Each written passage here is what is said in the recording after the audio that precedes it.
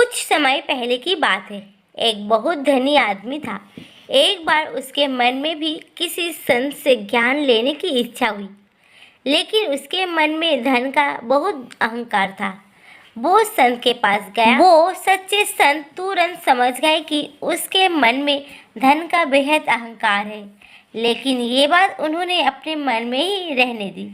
सेठ ने उन संत से ज्ञान मंत्र लिया और बोला, महाराज जी, मेरे पास बहुत धन है। किसी चीज की कमी हो तो बोलना, मेरे योग्य कोई सेवा हो तो बताना। संत उसकी इस बात के पीछे छिपे अहंकार को समझ गए और उन्होंने उसी पल उसका अहंकार दूर करने की सोची।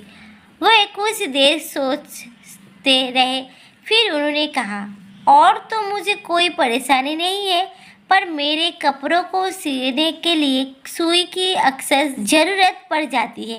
अंत यदि तुम मेरा काम करना ही चाहते हो तो मेरे शरीर त्यागने के बाद जब कभी तुम ऊपर आओ तो मेरे लिए अपने साथ एक सुई लेते आना।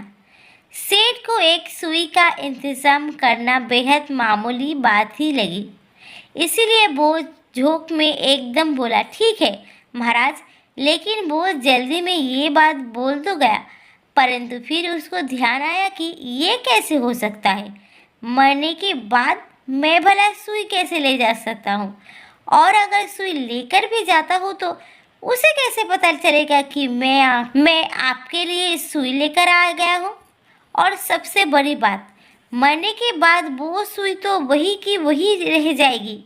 इस बात के ध्यान में आते ही संत की बात का सही मतलब सेठ की समझ में भली भांति आ गया कि किसी के मरने के बाद ना तो हम किसी को कुछ दे सकते हैं और ना ही वो कुछ ले जा सकता है।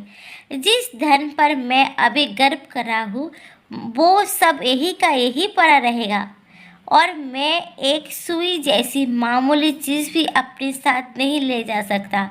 तब उसका सारा अभिमान चूर चूर हो गया और वो क्षमा मांगता हुआ संत के चरणों में गिर पड़ा।